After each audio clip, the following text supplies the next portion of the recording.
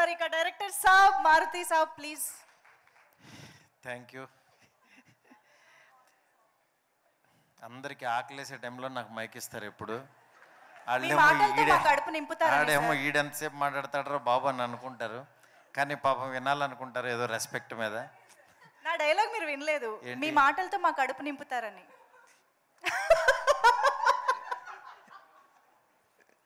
వేసా Manjusha sir please. Anyway చాలా హ్యాపీగా ఉందండి. ఈ సినిమా భలే ఉన్నాడే. ఒక 1.5 year నుంచి వీళ్ళు ట్రావెల్ అవుతున్నారు. దీంతో చాలా ఎమోషనల్ జర్నీ ఉంది. అందుకే ఒకళ్ళు ఏడుస్తున్నారు, ఒకళ్ళు అంటే వాళ్ళకి నిజంగా ఈ సినిమా ఎప్పుడు రిలీజ్ అవుద్దా అనే దీంట్లో వర్క్ చేశారు. ఈ సినిమాతో ఒక కొత్త టీము నిజంగా స్క్రీన్ మీదకి రావడం చాలా హ్యాపీగా ఉంది. అందులో శివసాయి ఒక డైరెక్టర్గా, అలాగే హీరోయిన్ మనీషా, కిరణ్ గారు ప్రొడ్యూసర్గా ఒక కొత్త టీం పరిచయం అవుతున్నారు. డెఫినెట్గా ఈ సినిమా డిసప్పాయింట్ చేయదు. ఎందుకంటే ఎప్పుడో ఒక ర్యాండమ్గా వచ్చిన ఒక థాట్ తనకి చెప్తే తన స్టైల్లోకి తను మార్చుకుని రాసుకుని ఈ సినిమా తీశాడు. శివసాయి నిజంగా చాలా, ఎందుకంటే చాలా పెక్యులర్ మనిషి.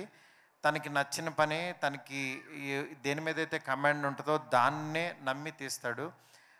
నిజంగా ఇలాంటి ఒక కాన్సెప్ట్ని ఫ్యామిలీ అందరూ చూసే విధంగా దీన్ని మలిచాడు. ఈ సినిమాని ఫస్ట్ ఆదిత్య మ్యూజిక్ వాళ్ళు వచ్చి మా మీద నమ్మకంతో ఈ సినిమా తీసుకున్నారు. నిరంజన్ గారు, ఆదిత్య మ్యూజిక్. సార్ మీరు నేను మాట్లాడేటప్పుడు చూడండి సార్, మళ్ళీ తర్వాత మెసేజ్ పెడతారు ఏంటి థ్యాంక్స్ చెప్పలేదని. అది దాని తర్వాత అట్లాగే మన ఈటీవీ నితిన్ గారు ఈ కథ విన్న తర్వాత, ఎందుకంటే శివసాయి గురించి వాళ్ళకి తెలుసు, ఓటీటీలో తను మంచి కమాండ్ ఉన్న డైరెక్టర్ అని.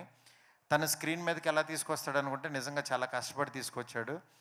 అట్లాగే ఈ సినిమాని ఎక్కడా కాంప్రమైజ్ అవ్వకుండా నిజంగా ఎంత ఇదైనా సరే కష్టపడి తీసిన రవికిరణ్ ఆర్ట్స్ రవి గారు, అట్లాగే కిరణ్ గారు ప్రొడ్యూసర్స్ ఇద్దరూ కూడా చాలా బాగా చేశారు.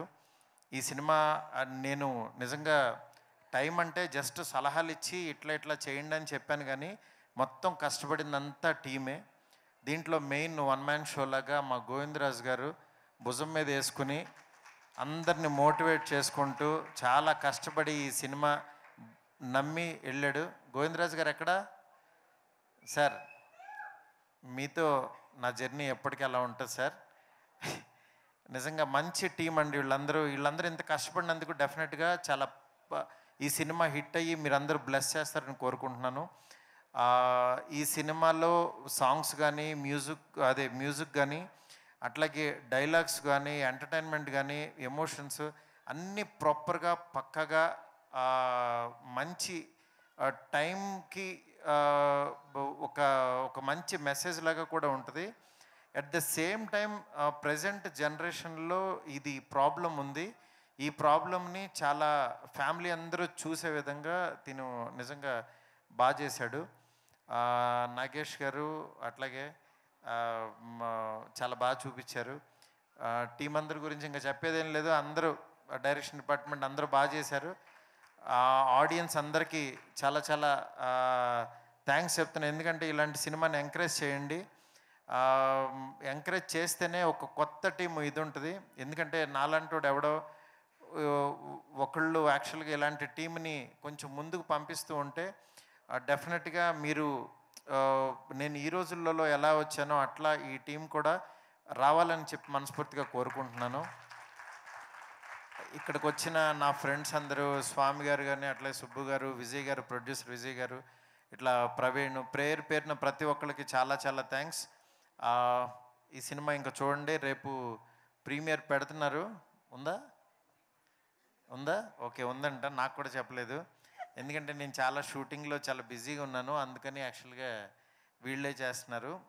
రేపు ప్రీమియర్స్ ఉంటే అట్లాగే ఎల్లుండ సినిమా రిలీజ్ అవుతుంది 13th. ఫ్యామిలీస్తో వెళ్ళి చూడండి.